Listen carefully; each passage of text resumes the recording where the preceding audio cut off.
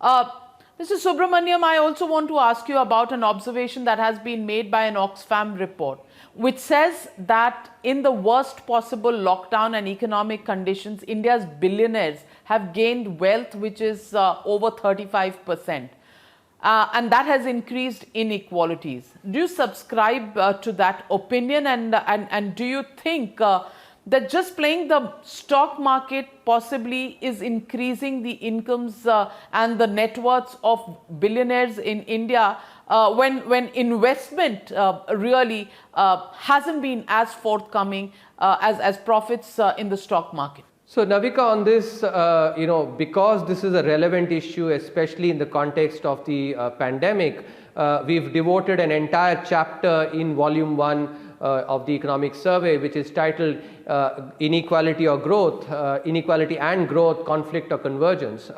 And this is motivated by some of the conflict that is being seen in the advanced economies between inequality and growth. Higher inequality in the advanced economies actually lowers socio-economic outcomes, while higher GDP per capita, which is an outcome of growth, actually betters socio-economic outcomes or sometimes does not have any impact at all. In contrast, in India, that particular conflict is not there at all, and that's something that is shown across several different indicators for socio-economic performance, that indeed there is a convergence between inequality and growth in the Indian context, and that is possibly reflecting the fact that we are at a different stage of development where our potential growth is much higher, and at the same time our opportunity to lift millions out of poverty is also significantly higher.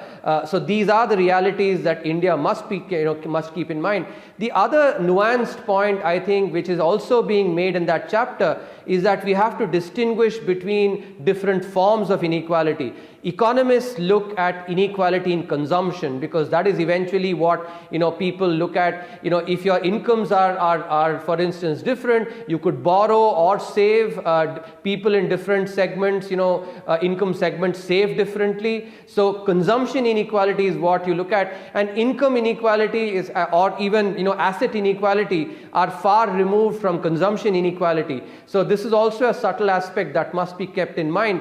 When you look at all these measures of inequality in the Indian context, there is convergence, and therefore for now at least India must be continuing to focus on growth so that the pie expands, which can be then used for redistributive policies as well to lift millions out of poverty. So in the Indian context at least, there is absolutely no conflict, and there is indeed convergence, and that is being shown through extensive research in this chapter.